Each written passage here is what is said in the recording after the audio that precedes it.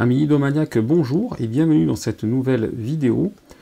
Aujourd'hui, les jeux que j'ai vus sur le Salon d'Essen, mais que je n'ai pas pris, car j'espère et j'attends avec impatience la version française. Through the Edges, New Leaders and Wonders, c'est du sûr, ça va sortir en français l'année prochaine, toujours par le même éditeur. Donc pour moi, si vous avez la version française, ça vaut le coup d'attendre et de se procurer cette petite merveille, c'est le cas de le dire. Crystal Palace va également être édité en français d'ici la fin de l'année. Les mécaniques sont originales, le jeu est beau, ça a l'air vraiment bien sympa. Et honnêtement, je vous conseille de ne pas passer à côté.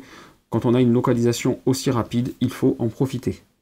Underwater Cities New Discoveries, l'extension, on n'aura pas à attendre longtemps entre la version anglaise qu'on a vue au salon et la version française qui devrait arriver d'ici la fin de l'année et qui va apporter encore son lot de nouveautés intéressantes et des plateaux joueurs absolument magnifiques. Je vous conseille d'attendre et de vous jeter dessus dès qu'elle arrive. Maracaibo, le jeu est très sympa, ça fait un moment qu'il fait le buzz, et là on est à peu près sûr à 90% après négociation que ça va être édité en français.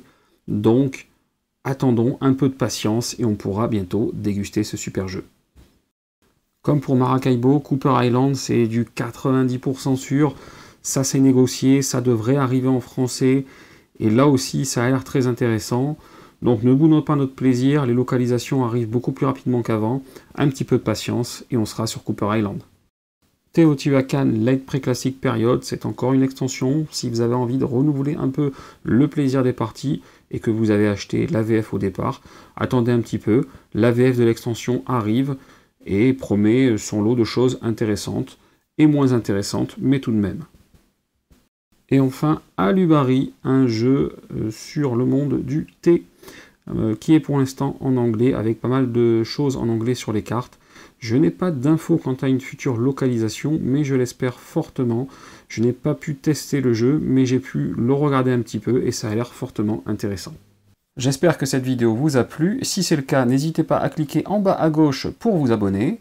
Je vous dis à bientôt pour une prochaine vidéo sur Ludomaniacs.